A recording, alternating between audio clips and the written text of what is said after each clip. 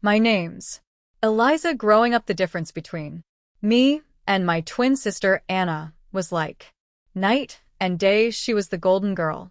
And while I wasn't our dad, a stern university professor, had his life's work tied up in books and lectures, while our mom was the quintessential housewife, dedicated to her home and family, pushing us to follow in her footsteps from as early as I can remember. Being at home felt more like sitting through a never-ending critique session. My parents had a blueprint for the perfect family, and it didn't include a daughter who wore band t-shirts and liked to keep to herself. Eliza, why can't you be more like your sister, was my mom's favorite line, usually tossed my way when I showed up at breakfast with my headphones in, trying to block out the world. Anna, on the other hand, bass in the glow of approval. I just don't get why it's so hard for you to put on a nice dress and smile more, she'd say, flipping her perfect hair over her shoulder. It was like she was from a different planet. One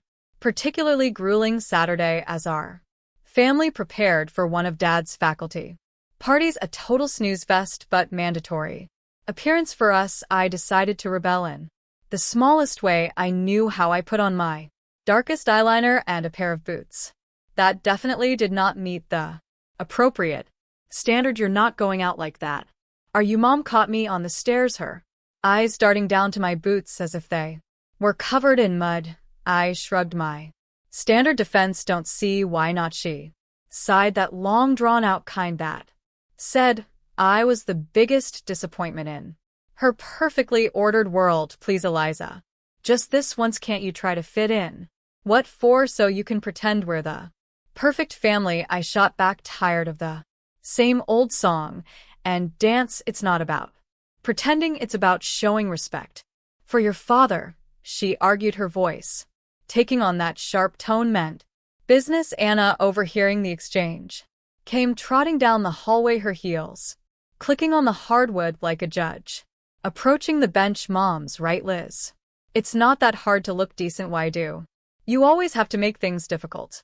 Maybe I don't want to be a clone of you, Anna, I snapped, feeling my face get hot. I hated these arguments, hated being compared, but more than anything I hated feeling like the odd one out in my own home. Dad appeared at the bottom of the stairs, his brow furrowed enough. He commanded, his voice firm, Eliza, go change now, we're leaving in 10 minutes. His tone left no room for argument. He didn't yell, he didn't need to. The disappointment in his eyes was enough to send me marching back to my room to swap my boots for bland flats and wipe away half my eyeliner. As we drove to the party, the car was signed silent except for the classical music Dad insisted on playing because it was calming. I stared out the window, the trees blurring past. In that moment, I promised myself someday I'd live a life where no one could tell me what to wear, how to act, or who to be. Someday I'd be free from the echo of these expectations. My room was the only corner of the house where I could pretend I was somewhere else, anywhere else, unlike the rest of the house, which was filled with my parents' choices. My room was mine. It wasn't much, just 4 walls covered in sketches and music posters, but it was my escape from the reality of my family's expectations. One evening, as I was trying to lose myself in a playlist of my favorite bands, Dad knocked and marched into my room, his face set in a familiar frown. Eliza, turned that noise down. And why haven't you studied with Anna today? You know you both have exams coming up, he said, his voice street. I pulled out one earbud and looked up at him, trying to keep my voice even. I've been studying, just not with Anna. I learn better on my own. Dad shook his head, clearly not buying it. You know the rules. Your sister gets good grades and you should be doing the same. I don't see why you always have to make things difficult. It's not about making things difficult, I said, my frustration growing. I just don't see why I have to follow Anna's way of doing everything. Can't I have my own way of studying? He didn't respond to that, just switched his complaint. And those friends of yours, I saw you with them at The cafe, yesterday, I don't think they're a good influence. You should be spending time With the daughters of my colleagues. They're more suitable. I felt my temper rise. Suitable.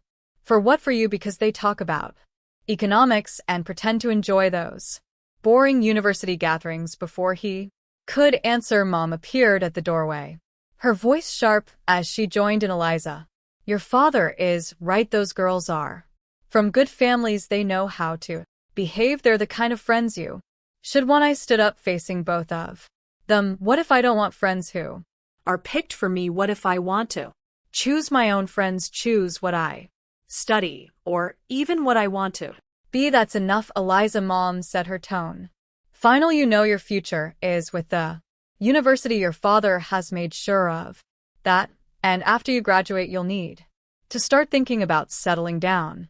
We've already discussed this. Settling down. The words hung in the air like a life sentence. You mean start thinking about being someone's wife like Anna? Is that all you think? I meant. For Mom's face softened slightly, but her voice remained firm. We want what's best for you. Following the path we've set out will give you a good life. A good life, I repeated, the irony bitter in my mouth. Is it a good life if it's someone else's idea of good? No one answered that they didn't need to. We all knew there was no point in arguing. They had their plans, and they expected me to fall in line just like Anna. Anna and I were like two sides of the same coin, always together, but never on the same page. At university, where Dad taught, the differences between us grew even more obvious. She was into business management, the golden child, always nodding along in lectures, asking smart questions that made professors nod appreciatively. Me, I was stuck in the same program, but it felt like wearing a shoe on the wrong foot, awkward, uncomfortable, and just plain wrong. One afternoon, as I trudged through a mountain of textbooks in the library, Anna breezed in her notes, organized her smile. Ready? Hey, Liz, you coming to the study group tonight? Professor Hall mentioned he's dropping by. Could be good for us to show face, she said, her tone light but insistent. I glanced up, feeling the weight of her expectations. No, I don't think so. Those things aren't really my scene. You know, she frowned, placing her books down with a thud that matched her disapproval. It's not about it being your scene, Liz. It's about making the right impressions. You need to start taking this seriously. We're graduating soon. I shrugged, turning back to my notes. I am taking it seriously, just not in a way that makes me miserable. Why bother pretending? Because, Liz, sometimes you have to play the game to get ahead. You think I like all of this? She gestured around at her perfectly tabbed textbooks and color-coded notes. It's not about liking, it's about doing what's necessary. I shook my head, pushing back my chair with a scrape. Well, maybe I'm tired of doing what's necessary according to everyone else. Did you ever think of that? Her voice softened, but her eyes were steel. Liz, I'm just trying to look out for you. Dad's not going to be around to sort things out forever. What are you going to do if you keep alienating everyone? Maybe I'll figure it out on my own. Maybe I don't need to follow Dad's roadmap or yours. I shot back, feeling a surge of defiance. Anna sighed, her frustration clear. You're so stubborn. Just try. Okay. For me, if not for yourself, show up tonight. Talk to Professor Hall. It won't kill you. I looked at her, really looked at her, and saw not just my annoyingly perfect sister, but someone who actually cared in her own way. Fine, I'll think about it, I conceded, not ready to promise more. Thank you, she said, her smile returning. It's not that bad, you know. You might even like it if you gave it a chance. Doubted, I muttered, but I knew I'd lost this round. For Anna, I'd show up, sit through another boring discussion, and nod at the right times. It was just a few hours. I told myself, how bad could it be? As it turned out, not as bad as I thought. Professor Hall was surprisingly interesting when he wasn't lecturing from a podium. I even asked a question, which earned a shocked but pleased look from Anna. Later, as we walked back to our dorm, Anna nudged me. See, not so terrible, Right, that fragile piece didn't last. Long, however, in our last year, Anna introduced us to her fiancé, a lawyer 10 years her senior, already well established, and exactly what our parents dreamed of. Mom and Dad were over the moon, praising Anna for making such a smart match, and immediately turned their expectant eyes on me. "Now, Eliza, it's your turn to find someone suitable," Dad said one evening over dinner, his tone implying that my time was running out. Mom nodded enthusiastically, already planning out my life as if it were another one of her well-organized home projects. "Think about your future, dear. Someone who can provide for you, who has a good standing." I remember staring at my plate, feeling the walls close in. Anna's wedding was meticulously planned, down to the last detail, by Mom, from the bridesmaids' dresses to the floral arrangements showcasing her perfect vision of family prestige. After the wedding, Mom often visited Anna, doing out advice and ensuring her life played out just as she had orchestrated. Witnessing this, I knew one thing for certain: I didn't want my life tailored by someone else's hands. One day, I was walking down the street, lost in thoughts of how to escape the life my parents envisioned for me, when I heard the deep rumble of a motorcycle approaching. Curiosity pulled me toward the sound. That's when I saw him, Jake, with his leather jacket and carefree smile, pulling up beside me. "You look like you need a ride," he called over the roar of the engine, a playful twinkle in his eyes. I hesitated, glancing back towards the path home, then at his outstretched hand. "What did I have to lose?" "Sure, why not?" I replied, my voice a mix of nerves And excitement. Climbing onto the back of his bike, I felt a rush of adrenaline as we sped away. The wind whipped through my hair, and for the first time in a long time I laughed, genuinely laughed. Jake shouted something about showing me his world, and I held on tighter, not wanting this moment to end. We stopped at a diner frequented by bikers, overbee workers, and fries. Jake told me about his life as a welder, his passion for bikes, and his love for the open road. It was so different from anything I was used to. Raw and real. "Don't you get scared living like this?" I asked, my voice barely above the clatter of plates and chatter around us. "Scared? No, it's thrilling. You never know what's around the corner. Isn't that better than having everything planned out for you?" he replied, his eyes lighting up with each word. Over the next few weeks we met secretly. Each ride on Jake's motorcycle pulled me further from the life I was supposed to live, and closer to the life I wanted. The speed, the adventure. It wasn't just about the thrill, it was about feeling alive, feeling free. One evening, as we watched the sunset from a secluded overlook, Jake turned to me. "Eliza, I don't just ride to escape, I ride to feel alive. To make every moment count with you.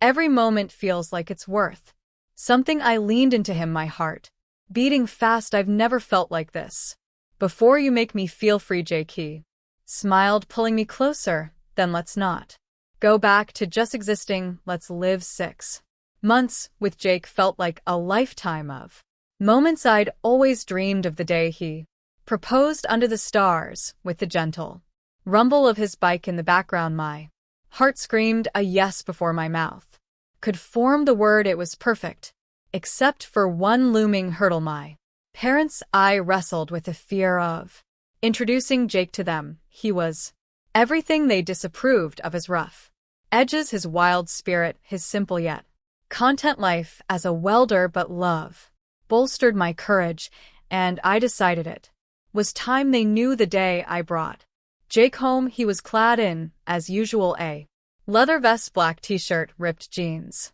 and abandon. I loved that about him. He was unapologetically himself. We walked up the driveway, and I could already feel the weight of my Parents' judgment as we stepped inside. Mom's face went pale at the sight of Jake, her eyes widening in shock. "What in the world?" "Eliza," she gasped, her voice barely a whisper. Dad's reaction was harsher, his words sharp as knives. "Who is this?" And Why is he dressed like a fug in our house? I took a deep breath, steadying my nerves. Mom, Dad, this is Jake. He's the man I love. We're getting married. Their silence was deafening. Then Dad turned to Jake, his tone laced with disdain. Married? What do you do for a living? Young man, what are your qualifications? Jake, bless him, didn't waver. I'm a welder. I took some specialized courses after high school.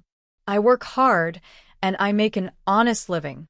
The look on my parents' faces was a mix of horror and disbelief. Mom looked like she might faint. A welder? Eliza, you can't be serious. Dad's voice rose, anger flaring. You expect us to give our blessing to this, to throw away your future for a welder? I felt my resolve harden. Yes, because he makes me happy. Isn't that what should matter? But the life you'll lead, Mom, started, her voice tremulous, will be the life I choose. I shot back, my own voice gaining strength.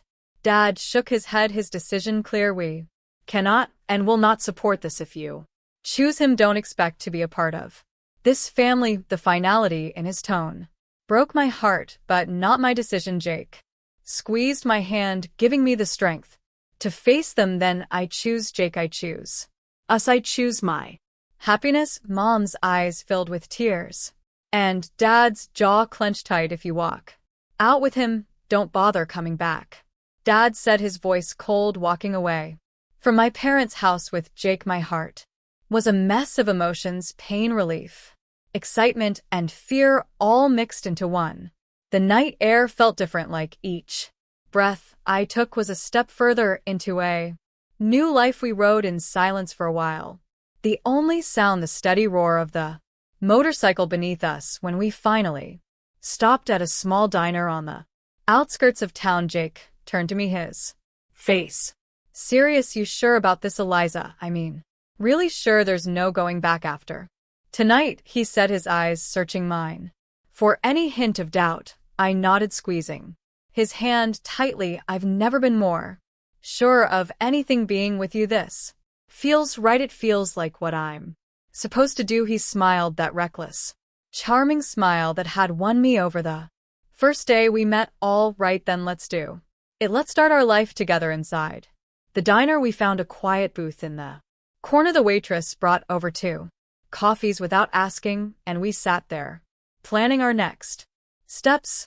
So what's first? I asked, stirring cream into my coffee, watching it swirl and blend.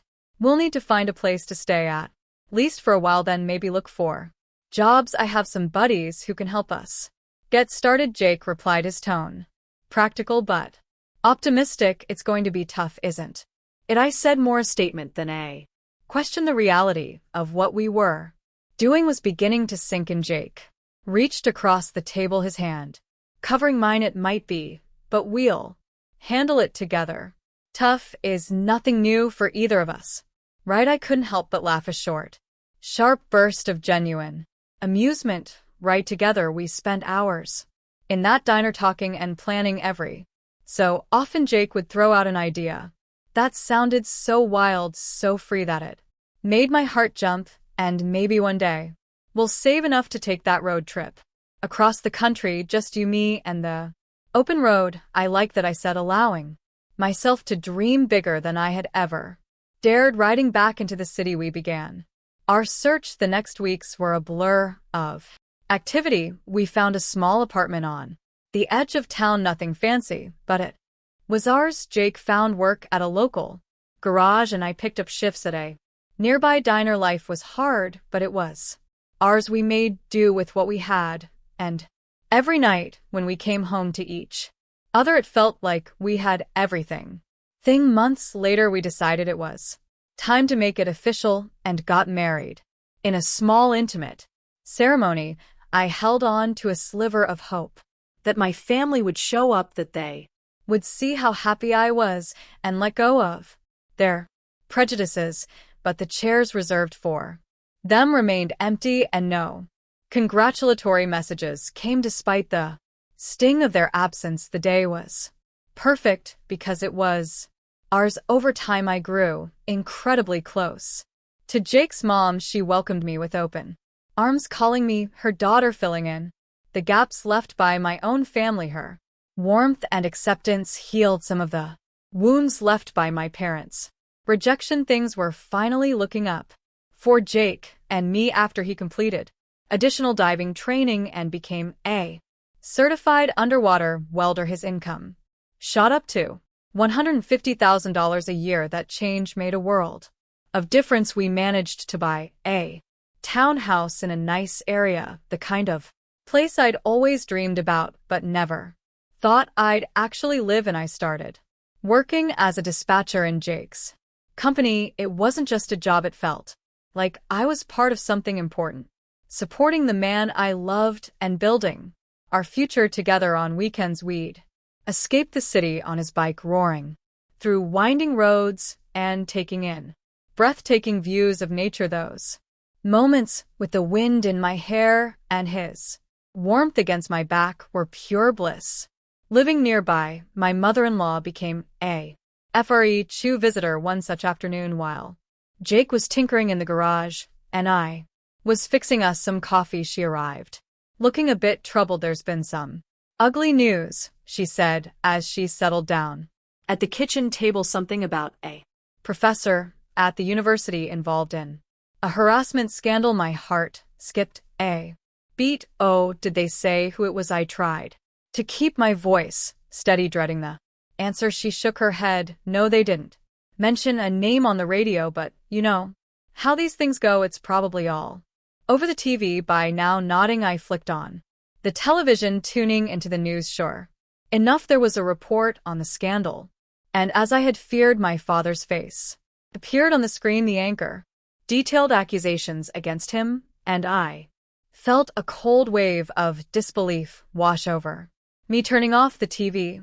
I sat down heavily, trying to process the news. Jake came in, wiping his hands on a rag, and saw my face. What's wrong, babe? He asked, his brow furrowed in concern. I swallowed hard, my voice barely a whisper. It's my dad. He's been accused of harassing a student. Jake's expression hardened for a moment before he came over and took my hand. I'm sorry, Eliza. That's tough news. How do you want to handle this? I shook my head, not really sure of anything at the moment. I don't know. I mean, what can I even do? It's not like we're close anymore. He squeezed my hand, understanding. Whatever you need, I'm here for you. We don't have to figure it all out right now. I decided to wait and see how things unfolded before making any moves. Whatever decision I made, I knew I'd have Jake by my side, and that was the reassurance I needed to face whatever came next. Life had been peaceful until that unexpected afternoon at work, when a familiar car pulled into the parking lot. I hadn't seen my parents in a long while, and the sight of them stirred up a mix of emotions I thought I had put to rest. Both of them looked dramatically changed. The scandal had taken its toll. Mom had lost a lot of weight and looked years older, while Dad appeared broken. A shadow of the stern man he once was. My mother spotted me and rushed over, arms open as if nothing had happened, as if years of distance and disapproval could be bridged in an instant. But I couldn't embrace her, not now. Instead, I stepped back and took Jake's hand, looking for strength in his presence. Eliza, it was so hard to find you, Mom said, her voice cracking with emotion. Dad, ever the gruff one, cut to the chase, his voice harsh and bitter. I was accused unfairly. You know, I went to your sister's husband for help, but that bloodsucker wanted a fortune. Your sister sided with him, and now they've kicked us out. We need your help. I stared at them, disbelief and anger swirling inside me. Help? After all these years, you show up and demand help. We have nowhere else to go. Mom's voice was desperate. They've disowned us too. We thought maybe we could stay with you. I almost laughed at the absurdity. Stay with me after you disown me? You made it clear I wasn't your daughter anymore. Dad's face turned red, his old temper flaring up. You owe us, Eliza, after all we've done for you. That's where you're wrong, I interrupted, feeling Jake squeeze my hand in support. I don't owe you anything. You threw me Out because I chose my happiness over your demands, and now you want what to just move in and pretend like we're a family. The situation was spiraling, and I could see people watching crowd beginning to form. Mom started to cry her sobs loud and attracting even more attention. You're being ungrateful after everything we've done for you, she accused through her tears. I took a deep breath, my decision clear. No, Mom, I'm not ungrateful. I'm free and happy. You made your choices, and now you have to live with them. As we walked away, I heard my dad yelling, but Jake leaned over and quietly told the security team, don't let them come here again. The following months flew by, filled with love and peace. We welcomed a son, a new beginning in our growing family. My parents never came back. That day in the parking lot was the last I saw of them, and while part of me grieved for what could have been, I knew I had made the right choice for me and for my family. Please feel free to comment below if you like this article. Remember to like and subscribe for more.